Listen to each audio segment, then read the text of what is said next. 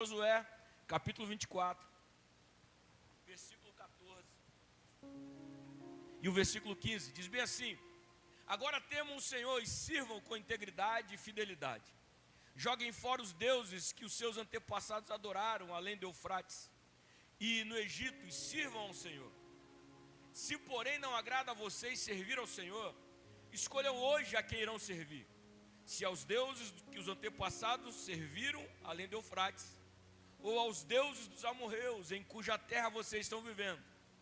Mas eu e a minha casa serviremos ao Senhor. Você pode repetir comigo? Mas eu e a minha família serviremos ao Senhor.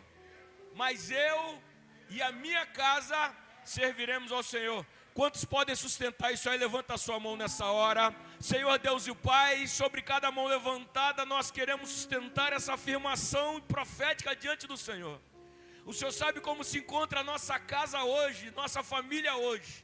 Mas nós queremos se levantar como Josué nessa noite e poder bradar diante do Senhor, que nós faremos de tudo e buscaremos no Senhor, Deus, poder servir a Ti, juntamente com a nossa casa, juntamente com a nossa família. Senhor, então, sobre cada homem, mulher, jovem, adolescente, que essa noite o Senhor possa liberar da Tua graça, e que o Teu projeto, o projeto perfeito, o projeto desde o Éden da criação, seja um projeto, ó Pai, que funcione, que dê certo para o nosso lar, para a nossa casa, para a nossa família. Senhor, esteja conosco essa noite, como esteve nos louvores, e que possamos desfrutar da Tua doce presença. É o que nós te pedimos e desejamos no nome de Jesus.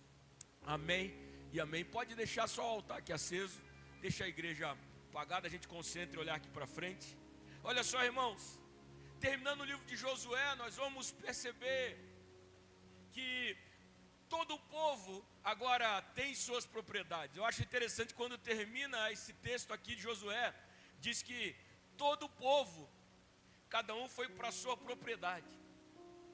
Pastor Denilson, eles entraram no livro de Josué, ninguém tinha propriedade. Quando começa o capítulo 1, todos eles ainda estão como andarilhos em busca de um projeto, de uma promessa. E agora quando termina Jaldeí, eles vão cada um para a sua propriedade. O nosso Deus é um Deus que Ele faz você crer nos projetos que Ele tem para você, mas fazer você também viver os projetos que Ele tem para você. Tem um tempo de acreditar, tem um tempo de esperançar, tem um tempo de buscar, mas tem um tempo de desfrutar. E eu profetizo que você e sua casa vão desfrutar aquilo que os céus já estão planejando para você. Ainda um adendo no texto, eu olho e vejo Josué como aquele homem que nasceu escravo no Egito. Ele consegue modificar a sua forma. Ele é um líder que, primeiro, ele é liderado por Moisés durante todo o tempo em que Moisés vem buscar esse povo e levá-los até a terra. Aproximadamente 40 anos sendo liderado por Moisés. E aí ele é um guerreiro de Moisés. Ele é um comandante do exército de Moisés. Moisés troca o nome dele. O nome dele inicialmente, se eu olhar na sua Bíblia, é Oséias. E aí Moisés vê valor nele e fala: seu nome vai ser Josué, que significa Salvador. Josué lembra o nome de Jesus no Novo Testamento, Joshua. E ele então começa a ter a sua vida transformada. Ele está servindo bem numa posição em que ele é liderado por um homem de Deus.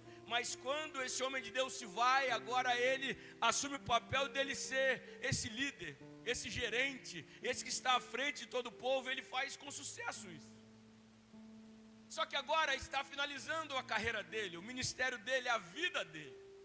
Ele já está com a idade avançada, ele morre com 110 anos de idade. Então ele chama todo o povo para perto. E aí vem os líderes das famílias e cada um se achega. Lembra naquele dia que nós falamos que todo mundo ia até o Moisés, ficava na porta da tenda esperando ele ir até a tenda do encontro. Agora é a vez do Josué ter uma cena como essa. Mas agora ele pede a palavra e todo o povo está reunido. Ele faz o balanço, levanta tudo que aconteceu, agradece por todos os feitos e faz um discurso de despedida. Mas nesse discurso de despedida também ele faz uma renovação de aliança. E nessa renovação de aliança, nós vemos esse homem que nasceu escravo, se tornou guerreiro, de guerreiro se tornou líder de uma grande nação. e aquele que levou o povo a conquistar as suas terras, as suas propriedades. Ele é usado pelo Senhor e ele começa o seu discurso dizendo: assim diz o Senhor.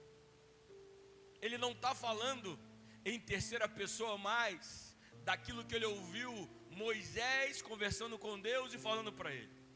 Agora ele viveu uma vida de intimidade com o Senhor e agora ele está sendo usado por Deus para que Deus coloque as palavras na boca dele e ele transmita ao povo. Deus é um Deus que ele começa a se relacionar com você e ele começa a modificar a sua forma de falar. Começa a modificar a sua forma de ver e de viver. Você é alguém que, quem sabe, ninguém dava crédito às suas palavras. Você é alguém que, quem sabe, no seu passado, você era escravo de alguma coisa, escravo de alguém. Mas você tem um Deus que você assumiu a posição de ser servo dele, ser filho dele. E esse Deus começa a te equipar, começa a te capacitar. A presença dele começa a te modificar, começa a te transformar. E você vai mudando de forma. Você começa a ver: eu não sou mais um escravo, agora eu posso lutar contra isso. Agora eu sou um guerreiro que Deus levantou, agora eu sou alguém de confiança para alguém. Deus vai fazer você crescer em áreas da sua empresa, em áreas da sua vida, em áreas da sua família, que as pessoas vão perceber que não é mais aquele escravo, que não é mais aquela escrava. Ela é guerreira, ela é combatente, ele é guerreiro, ele é resistente, ele avança. Então você começa a crescer, então você começa a subir, mas ao mesmo tempo que você vai subindo, o seu coração vai se prostrando mais diante do Senhor, o seu coração vai ouvindo mais o Senhor. Deus vai confiando mais em você, Deus vai te exaltando à vista de outros, e Deus começa a liberar palavras em você, e daqui a pouco você não fala o que ouviu de terceiros, você transmite o que o próprio Deus falou para você. Eu profetizo: Deus vai falar na sua vida essa noite, Deus vai falar através de você na sua casa, Deus vai falar através de você nos seus negócios, Deus vai falar através de você na sua empresa. O seu Deus é um Deus que quer se comunicar através de você. Não é mais agora o Moisés que fala, o Josué está falando em nome do Senhor. E quando ele começa a falar em nome do Senhor, todo o povo está atento, porque todo o povo queria ouvir a voz do Senhor, como nós queremos ouvir a voz do Senhor. E no discurso dele, irmãos, ele fala de tudo que Deus fez, mas ele levanta também uma situação para nós que talvez seja a novidade um líder levantar isso. Porque ele fala sobre os deuses que existiam na terra, mas ele também fala dos deuses que existiam na terra que eles viviam anteriormente. Ele começa desde Terá, pai de Abraão. E ele então levanta, ele faz uma denúncia, dizendo que desde o pai de Abraão ainda existiam deuses que eram adorados. Ou seja, alguém daquele povo poderia ainda estar adorando esses deuses, poderia ter ido nos seus corações. Então, quando ele faz essa denúncia, ele está trazendo o povo para mais perto e dizendo: vocês têm noção, vocês têm convicção de quem é que abençoou vocês de verdade? Vocês têm certeza de que não foi o acaso de vocês serem vitoriosos? Que não foi um Deus dessa terra, ou um Deus da terra onde estávamos, ou um Deus do Egito que nós trouxemos? Não, foi o Deus de Israel que cuidou de nós. Vocês têm convicção disso? Então eu quero dizer para vocês que agora, nesse momento, eu quero que vocês temam e sirvam o Senhor com integridade e com fidelidade. Integridade quer dizer 100%. Integridade quer dizer que a coisa é integral, irmãos.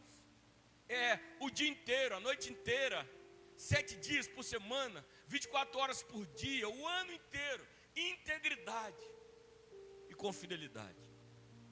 Hoje de manhã nós falávamos aqui na escola bíblica sobre os discípulos que são forjados à maturidade na ausência de Jesus.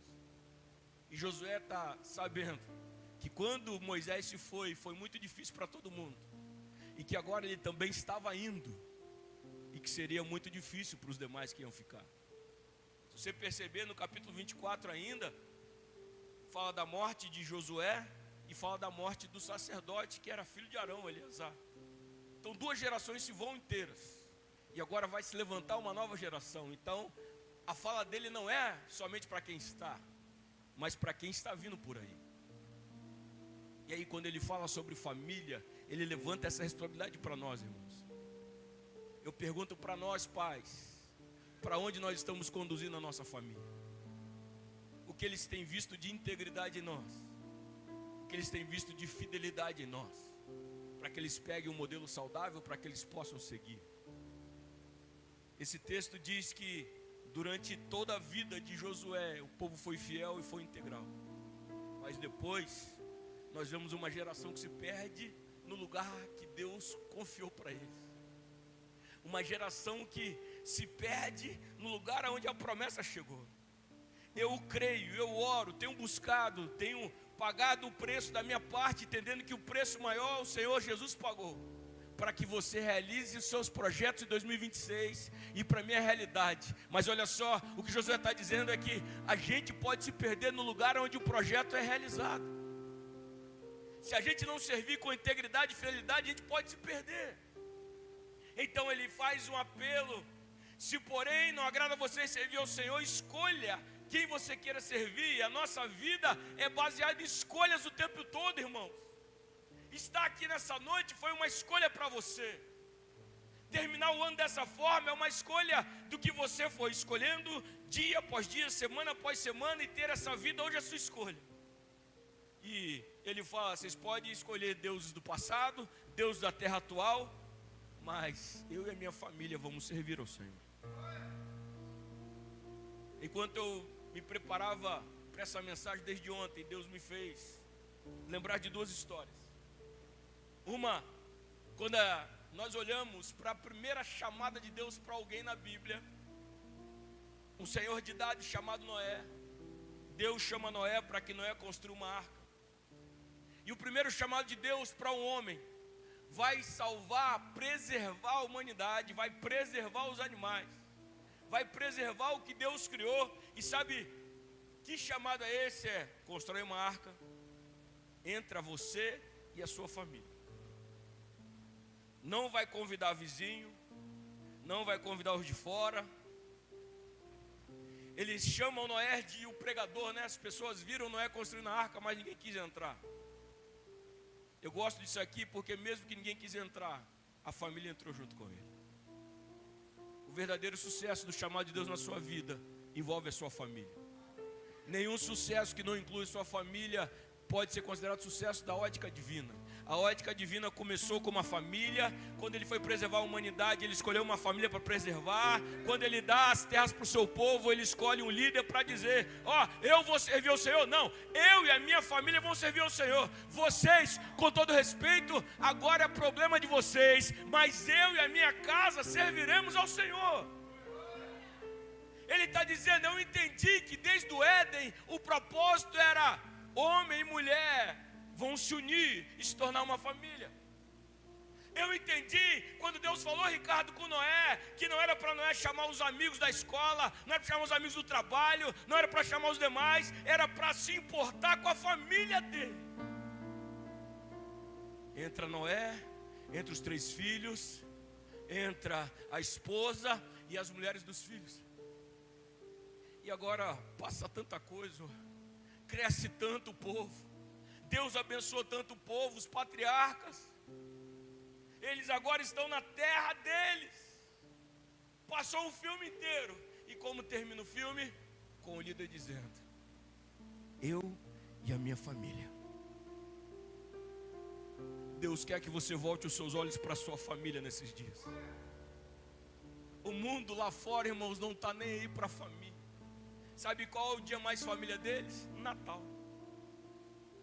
Só que muitas pessoas não querem nem mais saber de Natal, porque não se fala o ano inteiro, aí agora tem que sentar numa mesa e fingir comunhão. Eles toleram uns aos outros. Sabe, Deus está querendo que você volte o seu olhar para a tua casa, volte o seu olhar para a tua família, volte o olhar para os teus e saber que hoje que você está vivendo é uma realidade, mas para onde você está conduzindo a sua família, qual o tamanho da arca você está fazendo, na sua arca cabe quem da sua casa? Josué falou: estou velho, estou aguentando mais não, eu vou parar daqui a pouco, não dá mais para cuidar de todos vocês. Então, líderes das famílias, eu digo, eu e a minha casa, nós escolhemos servir ao Senhor. Essa é uma declaração, irmãos, que a gente precisa ter para nós. Essa é uma declaração que nós não podemos forçar nossos filhos a viver, mas nós podemos orientar nossos filhos a viver, ensinar nossos filhos a viver, conduzir nossos filhos a viver. Aquela geração, ela foi fiel enquanto Josué estava lá. Passou mais uma geração e aquela geração já não conseguiu mais seguir ao Senhor, porque eles fizeram suas próprias escolhas. Tem momento que alguém escolhe por nós, mas as verdadeiras escolhas quem faz são a gente. E a nossa família precisa viver essas realidades de nossas escolhas. Por isso hoje, nessa palavra, ela começa como um alerta para nós, para que você possa saber da importância que Deus dá para a tua casa. Para que você possa saber que aquele que não tem família quer destruir família. O Satanás não tem família, então ele quer destruir a sua família. Ele não teve projetado uma família para ele, então ele olha e percebe que o que Deus projetou e que Deus fala que é muito bom, ele tenta tirar isso do foco.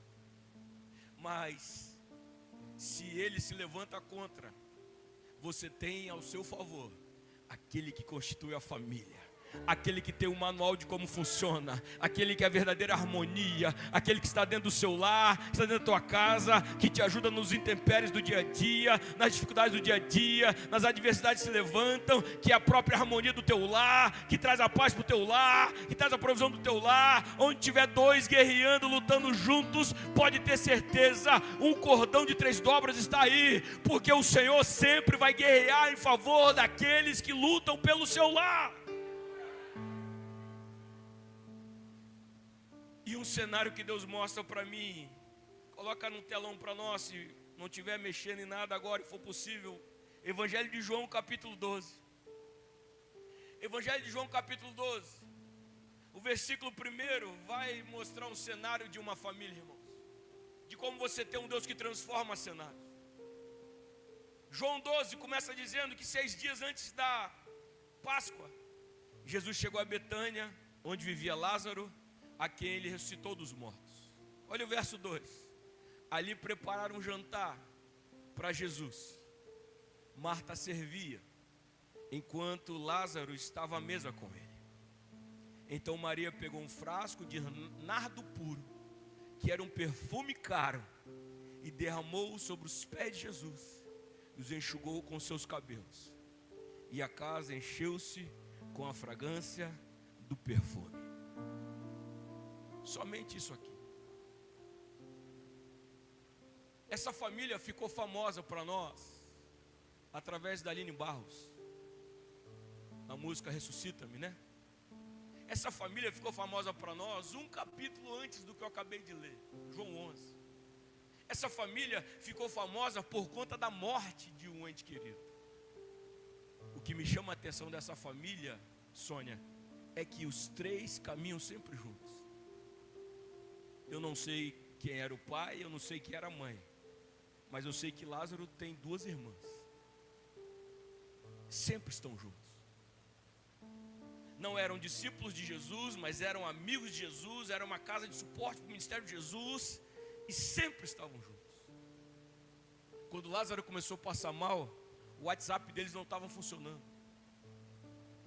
E aí, eles então precisam enviar mensagem para Jesus. E alguém vai correndo e fala: o seu amigo que você tanto ama está enfermo.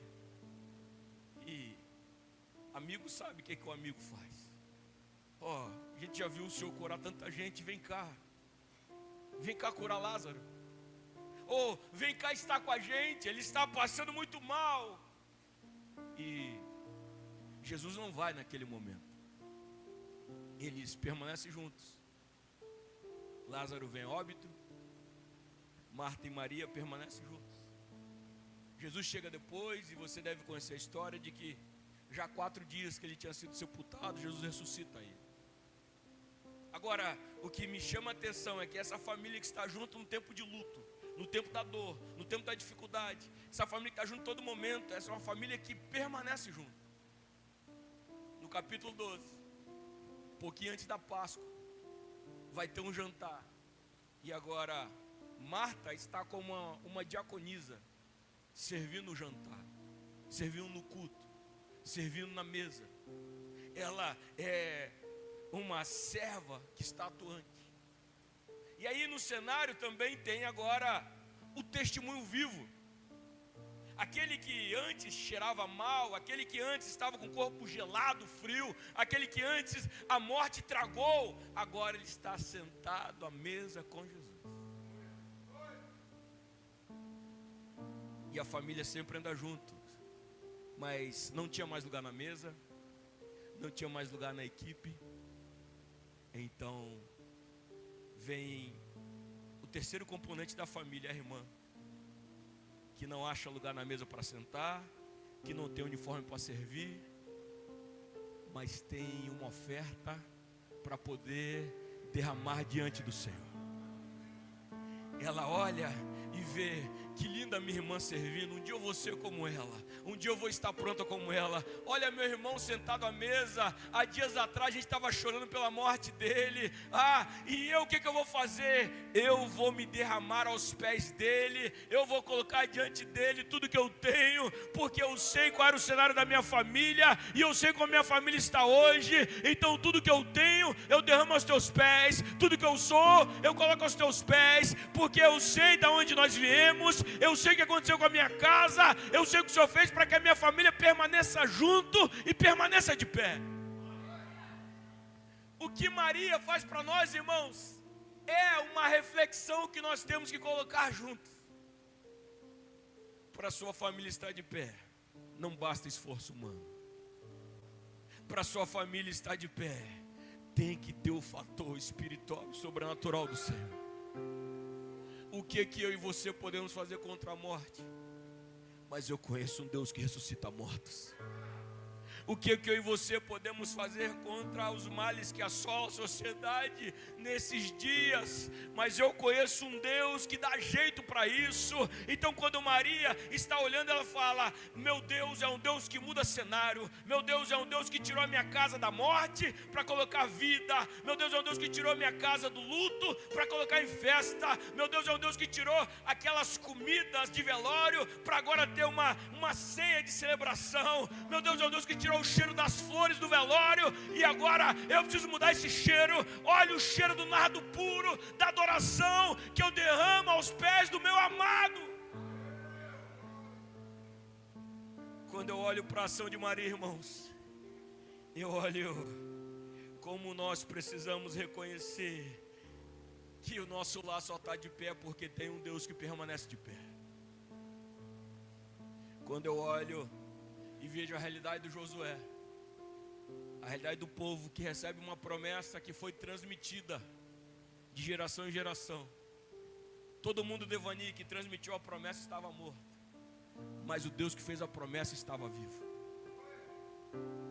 Quando eu olho para isso e percebo que as histórias que nós falamos, o Noé, quando ele sai da arca, ele chama os filhos e fala: traz alguns animais, vamos adorar o Deus que se lembrou de nós pós-dilúvio, e a gente permanece aqui diante dele. Eu quero orar hoje sobre o maior projeto de todos de Deus para a sua vida e para a sua casa. É o projeto que Deus tem para salvar você e sua família. É o projeto que Deus tem para que você e sua casa sirvam ao Senhor.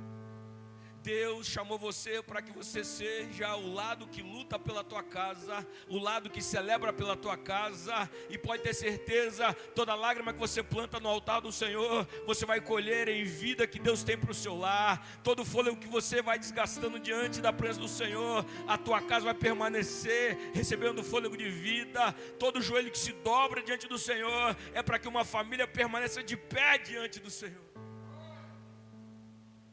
É isso que Maria faz. Eu não vim aqui forçar a situação para ninguém.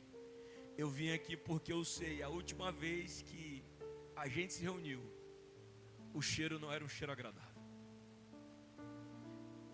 O ambiente não era um ambiente agradável. Mas como eu mudo esse ambiente, Simone, eu consigo mudar com a minha adoração. Se antes o que eu fiz quando vi ele foi me jogar aos seus pés e chorar, lamentando, agora eu posso vir aos teus pés, mas dessa vez chorar, celebrando por tudo que ele fez. Você acredita que nesse final de ano Deus pode mudar o cenário da tua família? Você acredita que em 2026 Deus pode mudar o cenário da tua casa? Eu creio que Deus vai fazer isso na tua casa. Eu creio que o projeto do jardim é o projeto do Senhor para nós. Eu creio que Josué só volta a finalizar o seu discurso levantando, exaltando a sua família e dizendo: cada um é responsável pelas suas escolhas e pela tua casa. É porque ele sabia o verdadeiro projeto de Deus. Então, mais do que você ter ticado e gabaritado o seu projeto, irmãos, lembra que o projeto de Deus para a tua família é um projeto que vai além de você. Na sua árvore genealógica, já percebeu? Conhece quantas pessoas se uniram para você nascer?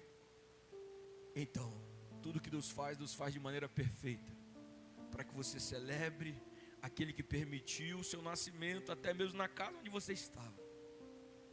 Talvez você não tenha referências saudáveis, biológicas, para que você possa olhar, mas a boa notícia é que você nasce parecido com seus pais, mas termina parecido com as suas escolhas. Então você pode escolher ser melhor, e você pode fazer com que os seus filhos sejam melhor, que os filhos dos seus filhos sejam melhor, que o mundo seja diferente a partir deles. Pastor, o que vai ser em 2026? Estou vendo tanta coisa aí, o que vai ser da minha casa? Meu irmão, minha irmã, não sei, mas eu sei que eu e minha casa serviremos ao Senhor. Quando você tem isso com você, você já sabe: eu não posso controlar o vento, eu não posso controlar a chuva, mas eu posso remar. Eu posso remar para onde eu tenho a direção. Então faça isso com o teu lar, faça isso com a sua casa, e creia que o Deus da família está se levantando para que possa proteger a sua família, para que possa cuidar da tua família, e para que possa fazer com que o seu projeto seja sucesso. Mas o maior sucesso é você e sua casa triunfarem juntos com o Senhor Jesus.